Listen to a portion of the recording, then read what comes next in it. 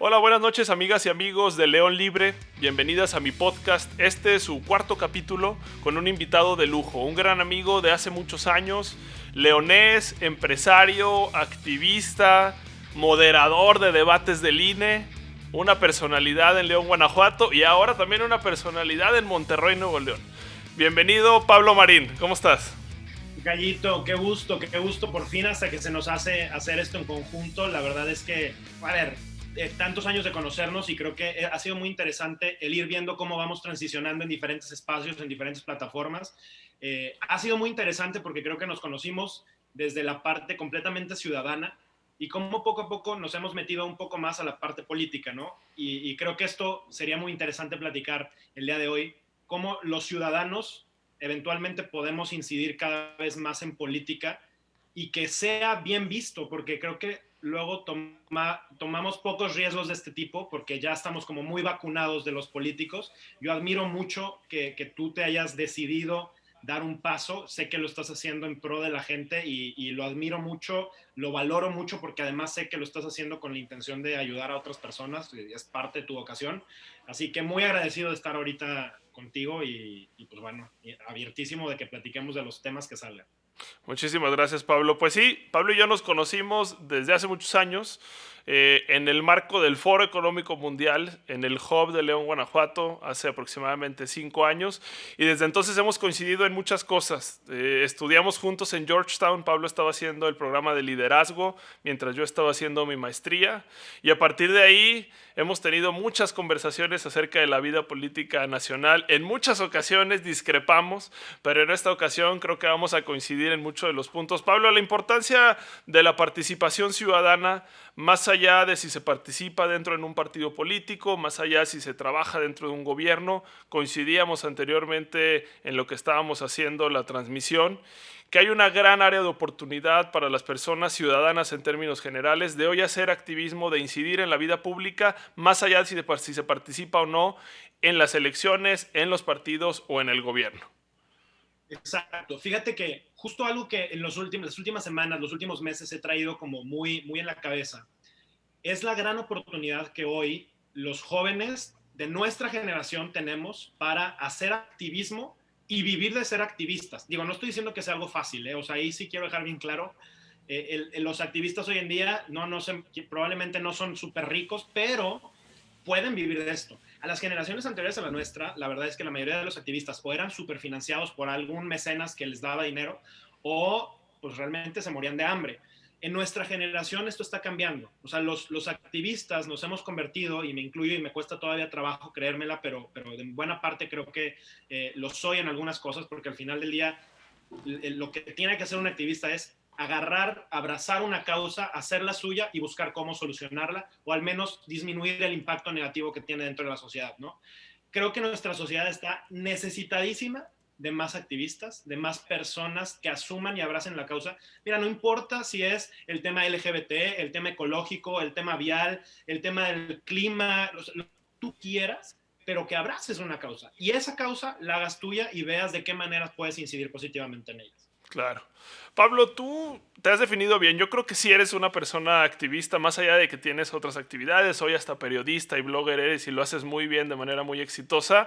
Pero has sido activista en varias áreas, entre ellas el activismo ciudadano que representa la denuncia de lo que está mal en nuestras ciudades y lo has hecho de manera muy acertada a través de uno de tus emprendimientos, Pluralio.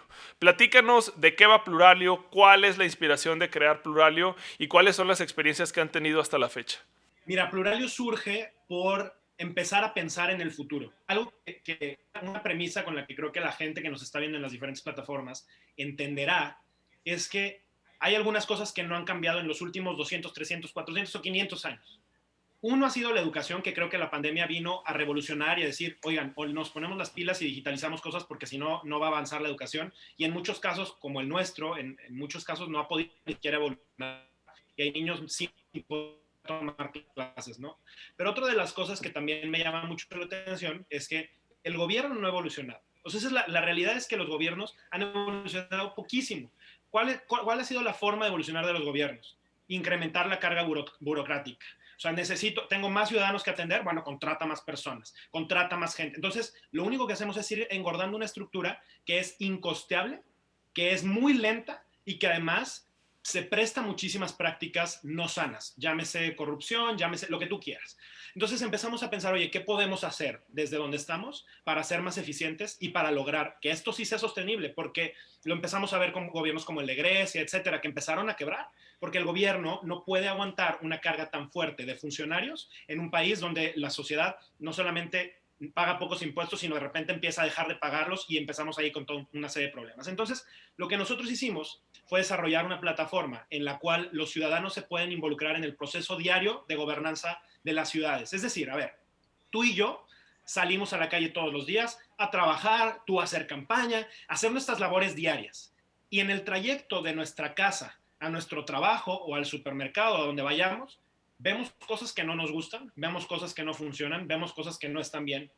Y esas cosas que estamos viendo, a veces el gobierno no se entera, porque imagínate que el gobierno, pues para poder tener inspectores de medio ambiente, pues bueno, podrán tener 30, no sé cuántos tengo en un municipio como León, pero suponte que puede tener 30 o 50. Para una ciudad de 1,5 millones de personas, pues está difícil que vean todos los problemas medioambientales. Ahora, si comenzamos a voltear a ver a los activistas que están allá afuera y que el tema les interesa porque lo aman, porque lo hicieron suyo, porque les interesa, y salen a la calle y ven que alguien está podando un árbol, y en automático ellos con los recursos, no tengo celulares a la mano porque tengo 2 acá, pero agarran su celular y con el celular nos mandan qué está pasando, dónde está sucediendo, quién lo está haciendo, y le informan al gobierno. Entonces el gobierno no necesita tener desplegados 50 inspectores, puede tener desplegados 10, pero con esos 10 atender de manera priorizada los problemas que realmente más importan. Y ahí me fui, por ejemplo, a un ejemplo que es medio ambiente. Pero si nos vamos a temas viales, por ejemplo, todos vemos baches en la calle. Quizá habrá gente que le moleste muchísimo el bache de afuera de su casa, pero afuera de su casa pasan 100 coches cada 2 horas.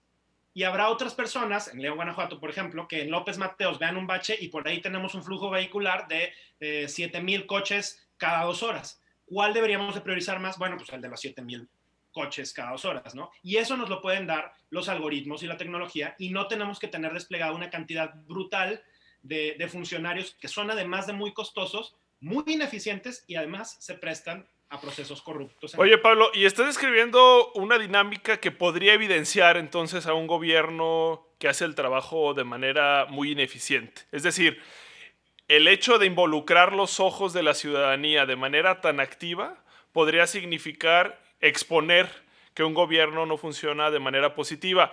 Al momento de tratar de hacer vínculos con gobiernos en las ciudades o en los estados de nuestro país ofreciendo la herramienta que desarrollaste, ¿te has encontrado con este tipo de gobiernos que dice, espérame, es que por ahí no va? Por supuesto. Ese es el tema. O sea, de repente cuando nosotros estábamos desarrollando el modelo es, a ver, ¿qué somos? ¿Somos una empresa? ¿O somos una asociación civil? Porque pues efectivamente tenemos un emprendimiento social que ayuda a la gente y lucrar de ello está bien o está mal. Y empezamos ahí a darle muchísimas vueltas. No es algo que creo que nadie va a poder tener perfectamente resuelto. Yo lo prefiero ver como una empresa con carácter social, una empresa social, porque finalmente creo que eso nos permite crecer y poder llegar a más lugares, ¿no? Y al mismo tiempo ser eficientes, que es algo por lo que estamos peleando. Pero claro que para un gobierno, imagínate que hoy el municipio de León tiene la capacidad de recibir 300 denuncias, porque tiene a 10 operadoras que tienen la capacidad de recibir hasta 30 llamadas por día. Entonces recibe 300 denuncias de diferentes tipos, de temas ambientales, de temas policíacos, de todos los que tú quieras.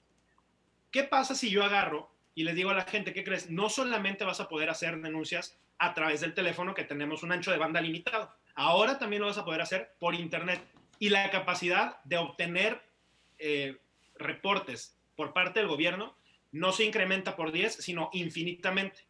Entonces, básicamente lo que nosotros debemos hacer es empezar a participar de una manera mucho más activa. Hoy tenemos muchísimas herramientas, tenemos celulares que nos permiten decir qué está pasando, dónde está sucediendo, de una manera muchísimo más barata y además cerca de las causas que nosotros ya creemos que son nuestras, ¿no? O sea, en el tema, por ejemplo, de los feminicidios, hay muchísimas mujeres en el norte de México, en Juárez, etcétera, que la verdad es que o abrazan la causa o se les siguen muriendo sus hijas a las señoras.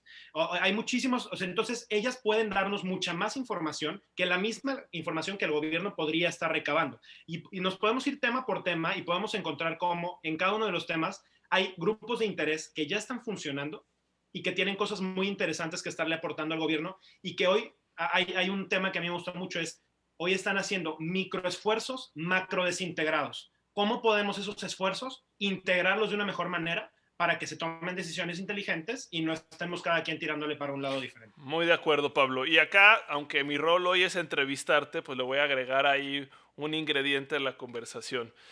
Ahora que hicimos el corte porque se nos fue la comunicación, le platicaba a quienes nos están viendo que desde Amicus, que es una organización que tú conoces perfectamente bien, una organización que se dedica a la defensa de los derechos humanos de las personas LGBT aquí en León, creamos una herramienta que se llama Visible, que funciona de forma muy similar a Pluralio. De hecho, más o menos la concebimos al tiempo en diferentes trincheras. Y Visible funciona desde el 2018 generando datos sobre violencia y discriminación hacia las personas LGBT. Y precisamente lo que estamos tratando de hacer a través de Visible es integrar a las diferentes organizaciones de la sociedad civil de todo el país para que en conjunto podamos tener ese gran repositorio de información y de a partir de ahí poder generar política pública en los diferentes espacios que existen en nuestro país. Y uno de los esfuerzos que me parece más atinado, aquí voy a hacer un comercial de un gran amigo, Andrés Treviño, que es director de diversidad sexual en el estado de Jalisco, fue precisamente la invitación que recibimos del estado de Jalisco para firmar un convenio de colaboración de manera que Visible sea parte de la ruta de acción del gobierno de Jalisco para atender la violencia hacia las personas LGBT. Entonces, me parece que este tipo de esfuerzos, ¿no?, diseñados desde sociedad civil, que tiene además el expertise de cómo funciona la violencia y la discriminación hacia las diferentes poblaciones de nuestra ciudad, cómo funciona el tema ambiental, cómo funciona el tema de movilidad, puede hacer una sinergia muy atractiva con los diferentes gobiernos para diseñar esas rutas de acción específicas. ¿Algún ejemplo en particular, Pablo, en donde Pluralio haya podido construir de manera virtuosa con algún gobierno o con alguna estrategia pública en nuestro país? Sí, hace 3 años, justamente para las elecciones federales de hace 3 años, nosotros acabamos de sacar del horno la plataforma por primera vez y fue muy interesante porque dijimos, híjole, no estamos al 100% para salir a nivel nacional, pero queremos salir y no podemos dejar pasar la oportunidad de la elección federal, todo el ruido que se estaba haciendo. Ya sabes, teníamos una elección muy polarizada. Si se acuerdan ustedes, estaba Andrés Manuel, estaban, o sea, Anaya y Mir, y de alguna manera se sabía que iba a ser una elección difícil. Y bueno, finalmente Andrés Manuel ganó con una mayoría avasallante y no se convirtió en algo difícil, ¿no? Pero podía haber sido muy difícil. Nosotros en ese momento dijimos, ok, ¿qué podemos hacer para lograr que la contienda sea un poco más tranquila? Y lo que hicimos fue sacar la plataforma únicamente para hacer denuncias de delitos electorales. Solamente la gente podía decir, ok, yo salí y mientras iba a mi casilla me di cuenta que había publicidad, que había alguien que le estaba dando dinero a la gente, que se estaban haciendo prácticas que no. Y hicimos un listado de las principales, ya sabes, el 80-20 de las principales formas para hacer trampa en una elección y las empezamos a socializar con la gente. Eso te estoy hablando con los recursos que nosotros teníamos en la bolsa, yo y mis socios, y porque pues así es como funcionas.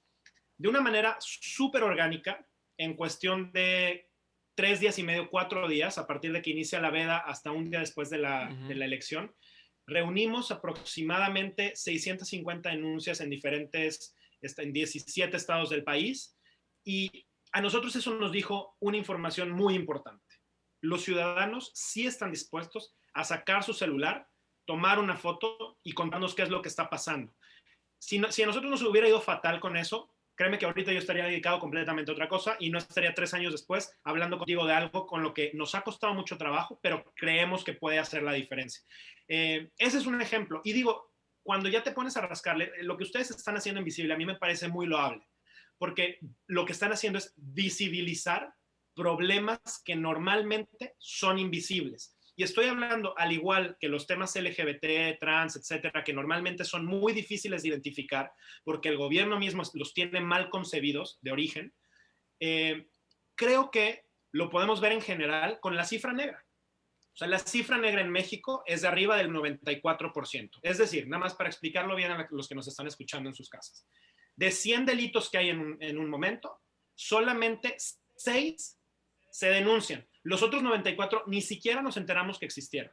Entonces, el problema de que de los otros 94 no te enteras es que no tienes manera de generar políticas públicas ni acciones de gobierno adecuadas que respondan a la problemática real, porque desconoces la problemática real. Lo que buscamos, tanto organizaciones como la tuya como la mía, es que ese 94% disminuya y entonces podamos tener por lo menos 50%, qué sé yo, y entonces tengamos más información. Esta frase está muy trillada, pero la información es poder, ¿no? Y tenemos información disponible, tenemos más posibilidades de tomar mejores decisiones, y si podemos tomar mejores decisiones, pues muy probablemente vamos a impactar de manera positiva a más ciudadanos, ¿no? Y bajo esa premisa creo que podemos funcionar organismos como el tuyo y como el mío. De acuerdo.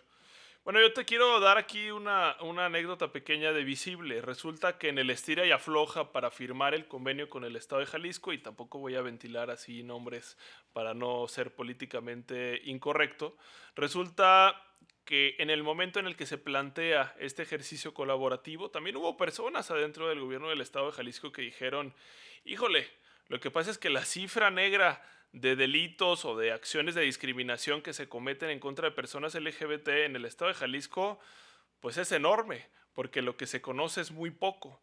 Entonces, ese ejercicio de contraste entre lo que el estado de Jalisco releva y lo que potencialmente a través de la herramienta podemos relevar, pues va a ser bastante grande, máxime tratándose de una población que, como tú bien dices, difícilmente es atendida a través de los esfuerzos tanto de prevención de la violencia como de atención misma del delito, ¿no? Entonces, esta batalla hay que librarla tanto a las personas que nos dedicamos a impulsar este tipo de acciones en sociedad civil, pero también las personas que trabajan adentro de los gobiernos, que tienen ganas de generar estas alianzas con personas de la sociedad civil. Entonces, yo creo que también una de las grandes claves para generar sinergia dentro de los gobiernos es encontrar a esas personas que tengan la disponibilidad de poder trabajar en conjunto con sociedad civil, porque como te decía en un inicio, el hecho de que haya más ojos involucrados en la política pública hace que la corrupción, que el esconder información y que la ineficiencia de los gobiernos salgan a la luz pública, ¿no? Sí, yo creo que le das al clavo en algo que a nosotros nos tomó como un año entender. Nosotros vimos acá dos tipos de denuncias, ¿no? Las denuncias de carácter legal, que el ciudadano tiene que ir a un ministerio público, etcétera, y las presenta ante la autoridad.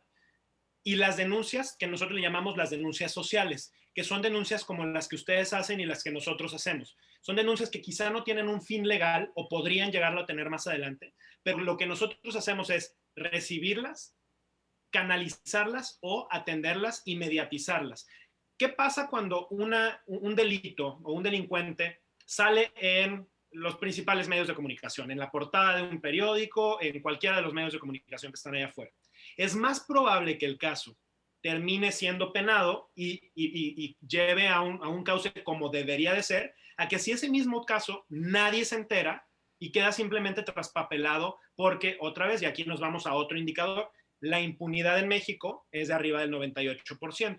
Entonces, nos damos cuenta que pues, ser delincuente en un país como México es un gran negocio. O sea, ¿qué empresario? Y digo, lo digo, me pone la piel horrible, porque la verdad es que esto no es una buena noticia para nadie. Pero entonces, si nosotros empezamos a estos problemas, visibilizarlos, socializarlos y como sociedad empezarles a poner mucha más atención, como bien dices, con los ojos puestos en el problema se comporta de una manera diferente y la atención que el gobierno mismo o las autoridades le den van a tenerse que comportar de una manera completamente diferente. Oye, y una pregunta escabrosa. ¿Cuántos gobiernos a los que les has ofrecido la posibilidad de trabajar te han dicho que no por razones relacionadas con opacidad o por tener la resistencia a trabajar con sociedad civil?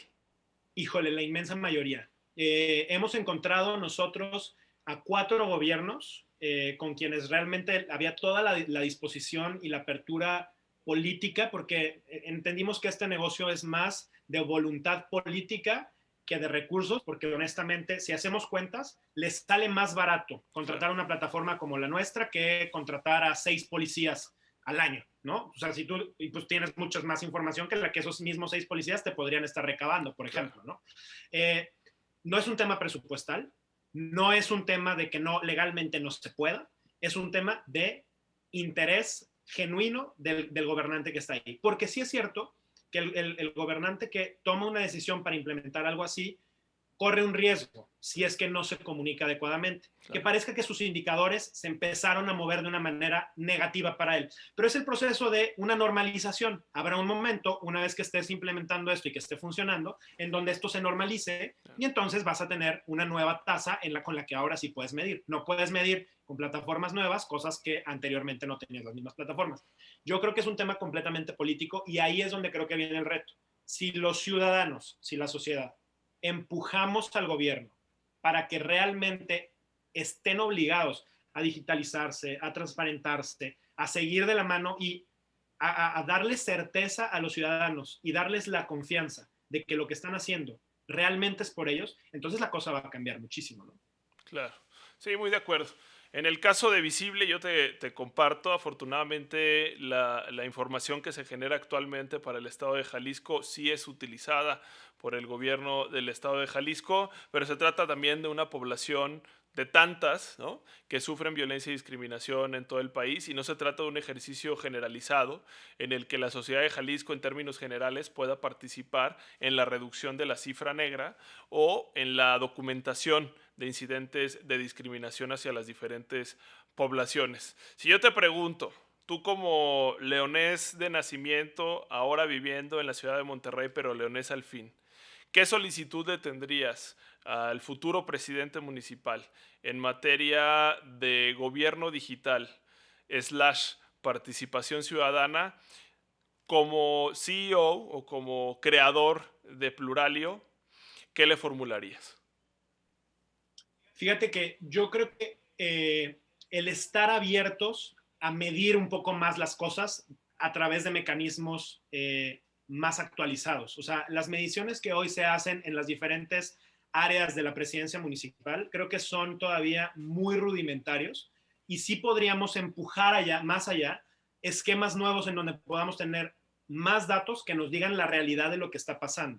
O sea, yo entiendo que hay una parte en la que el ciudadano a los ciudadanos nos vacunaron contra los políticos y contra cualquier cosa que tenga que ver con el gobierno, ¿no? Hay una desconfianza muy fuerte y creo que la mayoría de los políticos nos hicieron perder esa confianza y entonces generó una apatía para alejarnos. Pero si nosotros realmente nos diéramos cuenta que el gobierno está queriendo entender el problema basados en la información que nosotros le damos y nos la regresa a través de políticas públicas que están alineadas a esa información, la historia cambiaría muchísimo. Los resultados que un alcalde como tú, que ojalá que en algún punto esta sea la conversación contigo como alcalde, nos empiece a dar a los ciudadanos, va a ser completamente diferente. O sea, el problema es que hoy se toman las decisiones atrás de un escritorio y con una pantalla, lejos del problema de la calle. O sea, muy padre que los políticos el día de campaña todos están en la calle, pero yo quiero que la decisión la vayan y la tomen y platiquen con la gente y hagan ese levantamiento.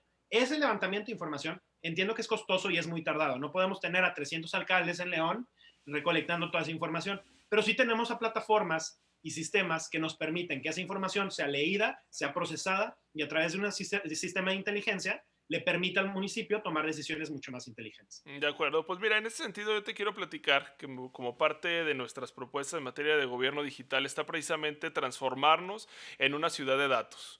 Una ciudad que pueda respaldar en evidencia fáctica las intervenciones que tiene todos los días en el actuar de la administración pública municipal. Es muy desafortunado, y yo lo repito de manera muy reiterada en los debates, intervenciones, entrevistas que tengo en medios de comunicación, que el gobierno municipal de León hoy día trabaja con base en ocurrencias.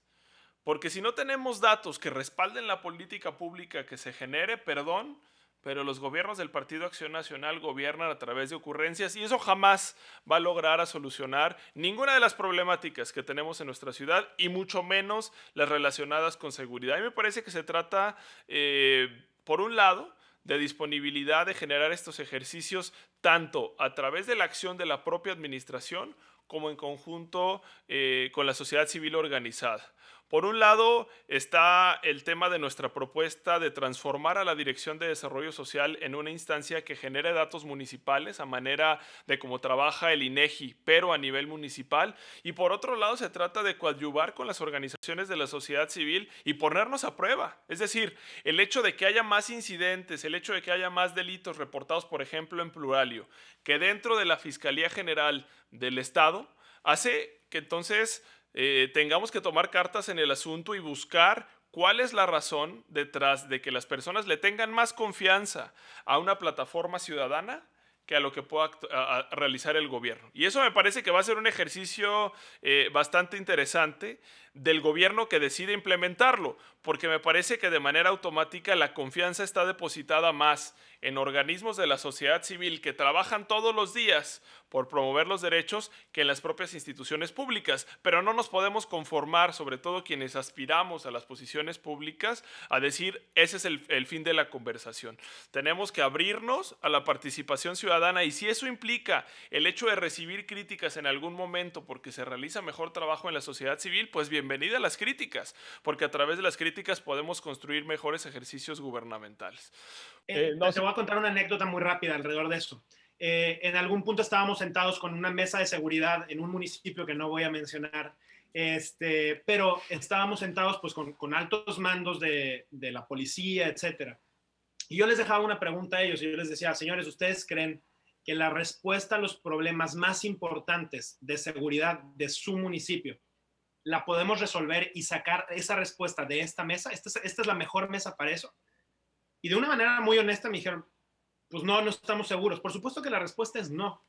La respuesta es más probable que la encontremos allá afuera en los ciudadanos, y en una de esas se le ocurra a una ama de casa o a un ingeniero, etcétera, que está viviendo el tema todos los días. Necesitamos entender que lo que necesitamos son a muchas cabezas pensando en el mismo problema y no a una cabeza pensando en muchos problemas. Creo que ese es el problema del gobierno hoy en día. El gobierno está pensando en muchísimos problemas y son muy pocas cabezas para esos problemas. Si empezamos a abrir los datos, si empezamos a abrir la información y empezamos a permitirle a los ciudadanos involucrarse en la solución de los problemas que ellos hoy sufren, porque estos problemas, a ver, perdón, si hablamos de seguridad, yo no sé cuántos escoltas traiga el alcalde, pero problemas de seguridad del alcalde muy pocas veces, salvo a los que últimamente han estado, que está terrible también la cosa para los políticos, por cierto, está contienda, por favor, cuídate mucho.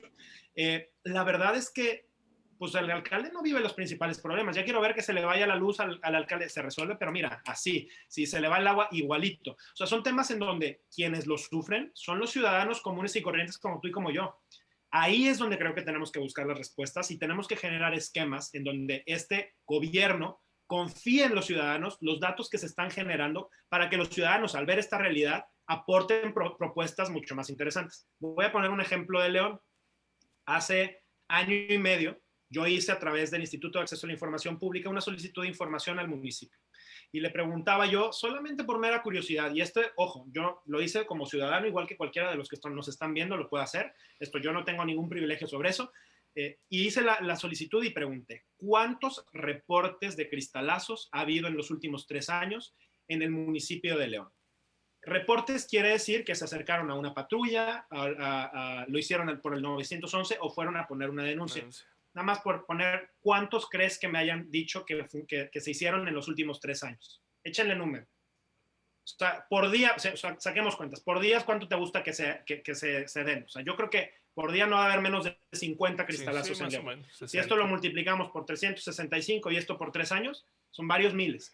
Sí. Bueno, me dijeron que tenían solamente reportados 64 en los 3 años. Esto a mí me habla de 2 cosas. Una, o me mintieron, lo cual me parecería tristísimo, o no tienen el dato, lo cual me parecería gravísimo. Me daría más miedo el segundo, porque querría decir que entonces estamos hablando de un gobierno incompetente. Y esto no estoy diciendo solamente que sucede en León, sucede en todos lados. Necesitamos entonces empezarle a preguntar al gobierno qué está haciendo.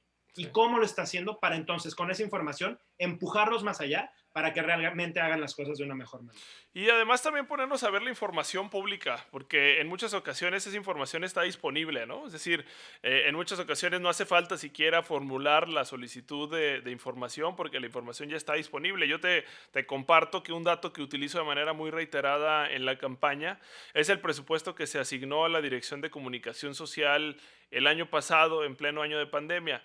¿Me podrás creer que se le asignó 110 millones de pesos a la Dirección General de Comunicación Social? ¿No? Pero es información que está disponible ahí, que la deberíamos de conocer la ciudadanía en términos generales. Y sí, por un lado está la crítica a que nos deberíamos de involucrar más en poder conocer estas cifras, pero por otro lado también concientizarnos que el depositar esa información en bases de datos tan difíciles de interpretar, pues al mismo tiempo se vuelve un ejercicio de opacidad, ¿no? Porque la transparencia no nada más es ponerlo todo en un sitio de internet acumulado en una base de datos muy difícil de interpretar, sino generar también ejercicios de transparencia que puedan ser conocidos e interpretados por la ciudadanía en términos generales, ¿no? Pues despedimos en este momento el podcast agradeciendo mucho a Pablo Marín por aceptar esta invitación. Muchísimas gracias, amigo. Mucho éxito en Monterrey y gracias por desearnos éxito en la candidatura en León. Muchísimas gracias. Juan Pablo, no, hombre, agradecido estoy y ojalá que la contienda cierre de la mejor manera. León necesita y está urgido de nueva sangre, de nuevas propuestas, de nuevos resultados. La cosa está muy difícil y finalmente hoy estoy fuera, pero me la paso yendo en mi familia, mis amigos, las personas que más quiero viven en León. Y esa es la razón por la que hoy decido conectarme contigo. Creo que León necesita a una persona como tú y creo que esos resultados implicarán un gran trabajo, pero que estoy seguro que se van a poder. Muchísimas gracias, Pablo. Un abrazo, que estés muy bien, muchas gracias.